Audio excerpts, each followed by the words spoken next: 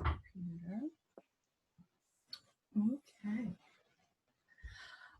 So I just want to say welcome to everybody who might be watching this. We are here together for an event in the 3rd Annual Feminist Fright Fest, and I want to thank Connor so much for submitting her horror short to the fest. It was really exciting to have a student submit something, and then to submit something that was so good was very, very exciting. And so today we were just gonna take a little bit of an opportunity to ask Connor about the film, about your experiences as a woman studying film. And so it can be very informal. Lourdes, you're welcome to ask questions as well. It can be more of a conversation. But just to start, Connor, if you don't mind telling a little bit about yourself and and just what kind of like inspired you to get into film and film production in particular. Great. Okay. Well, hi, everyone. My name is Connor. I want to start by saying, thank you guys for letting me be here and having this conversation with me. Thank you, Lourdes, for sending me this submission link. Oh, so I know. She's like, I think this would be right up your alley. And then I did. So thank you. But yes, my name is Connor Sandheinrich. I'm in my last semester at the University of Kansas. I'm studying film and media production. So yeah, that's what I do. Right now I'm kind of focusing on areas of production, location scouting. I love coordinating a bunch of stuff, schedules. I love talking to clients and contacts. So that's what I really like to do. And that's kind of how I got started, in all of this. I always, I love watching behind the scenes of film and watching, films and just getting to see all the little bits and pieces that go into making something really big and sometimes not big. So so that's what I like to do. But so I'm curious about the short and kind of what inspired it. We were talking a little bit before about set and location, and so if you don't mind telling us a little bit about like what inspired you. You had also mentioned in your submission that you had done this during COVID, kind of right after the start, and so I'm also kind of interested to know how the pandemic might have affected filmmakers at KU and students at KU. Definitely. So yes, we started making this right at the beginning of quarantine. It was only a couple weeks after school had officially let out, for spring break, and then they announced that we weren't coming back. So, it was kind of starting to set in that we weren't going to get to see our friends anymore and make any more projects, and it was going to be a while before we could, head to Kansas City and work on big sets. So my friend Jake and I, we had been co-quarantining together, and we kind of just sat down, like, what can we do that only involves 2 or 3 people? It's not going to take a ton of our time, but, honestly, we weren't doing anything else. So this just seemed like a natural step. And it, I love horror. I always do horror themed stuff when I can. So Jake just asked me to sit down and write a, short little script. I think I did that in like 2 nights. We proofread it together, threw together a shot list, and then just started making it. So yeah, with the pandemic, we wanted to invite all of our friends. Like we had audio we needed lights, we wanted, this like fake blood stuff to happen. And then, we kind of like thought about it. We're like, well, it's not really safe, So Jake was living with 2 other guys at the time. So we had them help. I think just for one day they were helping, setting up light kits and wearing the hoodie. Yeah. But truly, yeah, right. Just standing in whenever. But really it was just Jake and I that made the entire thing. And that being said, I was in front of the camera, Jake was behind the camera, and then that didn't leave any extra hands for audio. So after we were done filming everything, we had to go back and Foley every single sound that you hear. So like, we were just watching footage and like trying to match footsteps and trying to get the knife sound, So that was definitely a learning experience. I had never done Foley work like that. You know, you learn about it in class all the time, but that was the first time I actually got to do something like that. So it was really cool and a learning experience. You know, we weren't even in school, but definitely learned a lot. Great. Yeah. Do you know kind of like what has attracted you to horror as a genre? I honestly don't know. I know that there was a sudden switch in my life where I was like terrified of horror films and, you know, wouldn't touch them. And then there was one day I woke up and I was like, these are the coolest things ever. You know, these are the only things that like keep my full attention throughout, you know, the full 2 hours. So yes, I've made Uninvited. I just shot another kind of a thriller horror short called Unsafe Spaces, and that's in post-production right now. So that it's going. But yeah, so I always try and work on stuff like that. I don't know what about that genre I really, really like, but I don't know, there's just something about it. It's, you know, it's not action, it's not, I don't know, I'm hesitant to say I'm attracted to the gore of it, but you know, that's something I enjoy. So. Yeah. Right. Do you want to ask any questions? Yeah, so for the film itself, you know, the idea of this person, you know, being alone in a house and then basically being stalked by someone, what were, like, where did that idea come from? Was it inspired by the quarantine itself, by the idea like we're all sort of now locked in our houses alone and we have this expectation of being alone? Was that part of it? Definitely, and I think I really wanted to capitalize on like the fear of, okay, well, we're locked in our houses right now. What's the worst thing that could happen to me? You know, like a lot of the fears that I have come from stuff that are outside. So what's something that could happen in my own space that would scare me just the same? So I think I wanted to try and play off that. And I had just watched, and now I'm completely going to blank on the video name, but there was a video I had watched, and it was a husband and a wife, and they kind of did a similar thing. They made like a quarantine horror short, and the woman comes home and she finds out that she's not alone. So, but you know, there's some serious VFX that they use in there. It was way cooler than mine. But you know, I kind of wanted to play off that same idea, and we had this perfect murder basement. So whatever we could do to get us down in the basement. So definitely want to play around with that. Yeah, I think for me as a woman, horror, it kind of creates a safe space for feeling like the terrifying feelings and the horrors of being a woman in like a patriarchal, misogynist culture. And so many films are kind of about a female protagonist who's being followed or assaulted or chased by a male.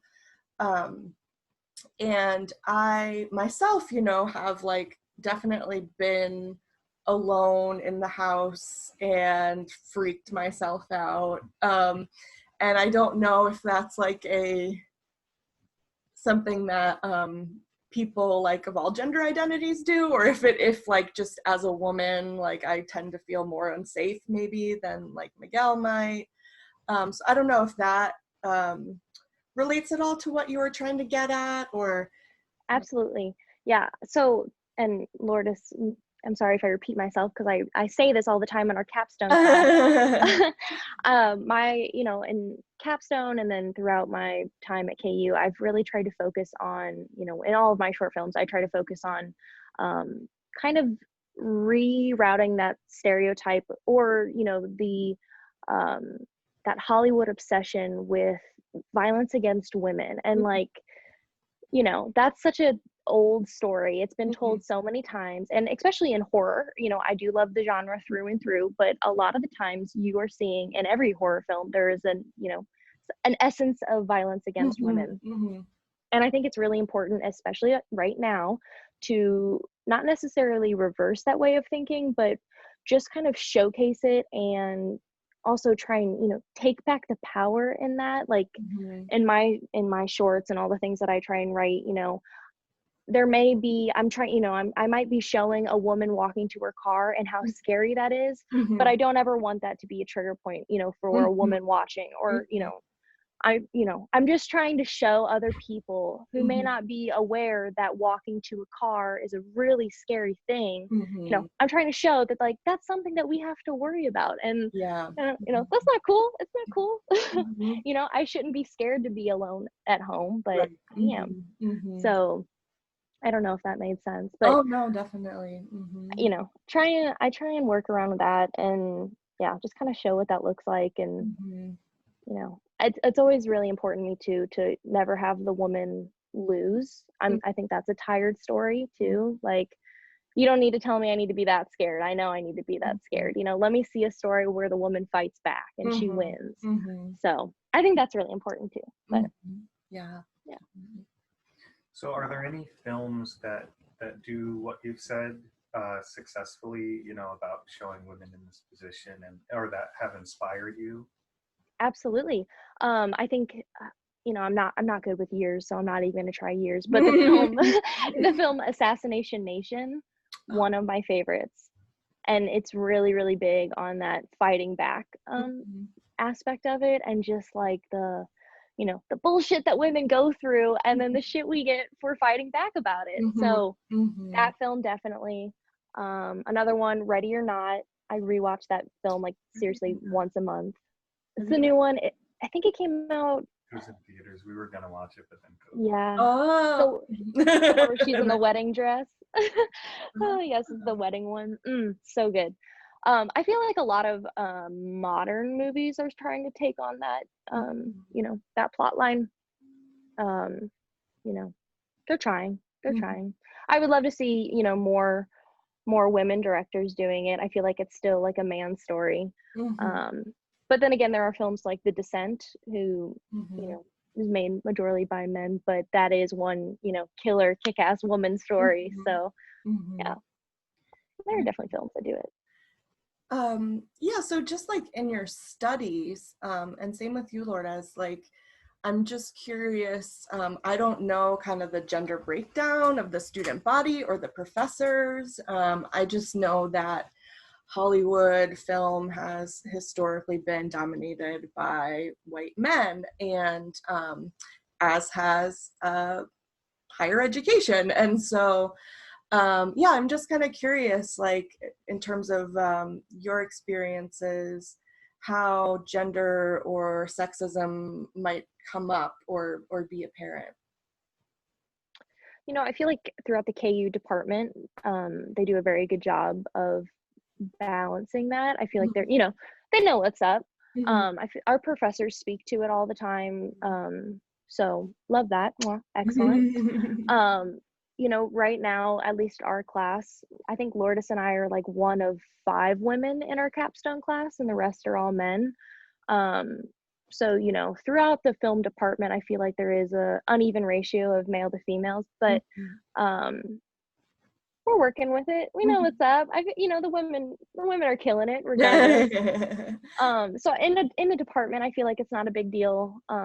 I feel like with professors who are teaching, especially the white males that are teaching, they're starting to learn, you know, to change their vernacular and change, you know, some points on the slideshow. You know, and the ones that don't are getting called out for it, which I think is good. Maybe uncomfortable, but I think it's good.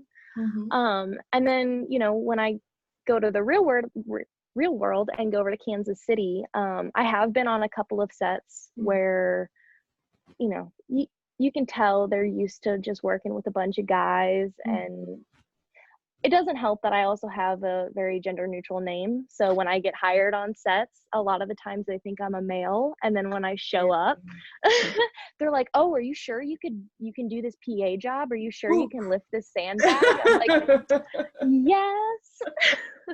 Wow, yeah, that is a factor that would really, experiencing that, like them just assuming, right, that you're gonna be a man. And I've shown up to sets where it's all men, and I can tell they thought I was gonna be a man when I showed up. I'm like, you know, sorry to ruin the good time, boys. Right. But I mean, you know, Kansas City is so diverse and so open-minded. So it's becoming less and less of a problem, but definitely something that still needs to be tackled just in total. So. Yeah. And in terms of like post-graduation plans, like, are you planning to work in Kansas City? Is that kind of something, or what kind of ideas or dreams do you have? So, kind of pre-pandemic, I was planning on moving to Austin, Texas to work. They have an excellent, film community out there. It's kind of like Kansas City. It's still small, but, it's always working, which is what I like. But, now that we're knee deep in a pandemic, I don't have a problem with staying in Kansas City for right now. I know everybody here, and I've been building, a community with people for about 4 years now. So I can ride that wave for a minute. I don't mind it. I love being here, and I love the work that Kansas City does. Each city kind of has their own type of production that they do. And I feel like Kansas City has a really, wide range in the things that they put out. So I will stay here. I don't mind. I love it here. It's great. Great. Yeah. Lourdes, do you have any questions for Connor, or? I was just going to ask you what your favorite horror movie is. It's funny. I love this question, especially right now, because it's on my TV and I'm going to rewatch it tonight. My favorite horror movie is The Descent. It's my favorite horror movie, and I love showing it to people without saying a single word of what's it about, because I think it has the best plot twist ever.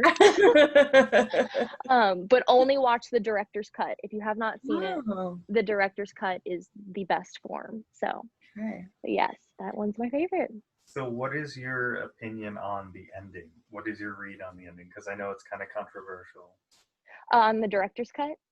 I don't know if I've seen the director's cut. I've probably seen the regular. Well, then that makes all the difference. In the non-director's cut, I don't like the ending because I don't like American Hollywood happy endings. I like the things that still leave my heart out of my chest. So that's why I enjoy the director's cut, is because it doesn't give you that satisfaction, so but yeah. Well, what's your analysis? I mean, do you think, or does the director's cut give a definitive kind of answer as to, like, if the ending is real or not, or what? Yeah, the other cut, it clears up. You definitely get to see. Was it a dream or something? Was that the original, or? I don't know. I don't remember. It's been a while since I've seen it. I know, and I'm hesitant to spoil it. Right, I hate spoiling it. We'll just have to watch. Yeah, we'll just have to watch it. Yeah, please do watch it. It's so good. It's totally worth it. Yeah, I think you actually suggested that one to me, and we were looking at it for Feminist Fright Fest. I think part of the issue is with, like, copyright and what we can actually afford to show, and so we're hoping in the future we'll be able to have a little bit of a budget to show some more Hollywood type recent ones. We've done a lot of, like, classics that are, like, accessible through the libraries and stuff like that. Yeah, I know. I think that's great. I think this is a good thing you guys have going here. Definitely. Well, do you have any more questions? Anything else you want to add, Connor, or? Not much I want to add. I guess I'll keep you guys updated, though, when this next one I have comes out. Please do. We'll definitely share it. We'll definitely share that out. And yeah, again, just thank you so much for submitting. It was honestly really exciting to me, especially seeing something from a woman who is a KU student, and and a lot of all of the other submissions have been more like video essays and critical analyses of different aspects of horror, and so it was really fun to have someone submit an actual horror short. So yes, of course. Well, thank you so much. This is great. Yeah, have a great evening and a happy Halloween, and definitely stay in touch so we can continue to support your work. Yes, thank you guys so much, and everybody have a safe and happy Halloween, and watch The Descent. Yeah. And Uninvited. And Uninvited. Right. Okay, take care, everybody. All right, thank you so much. Bye.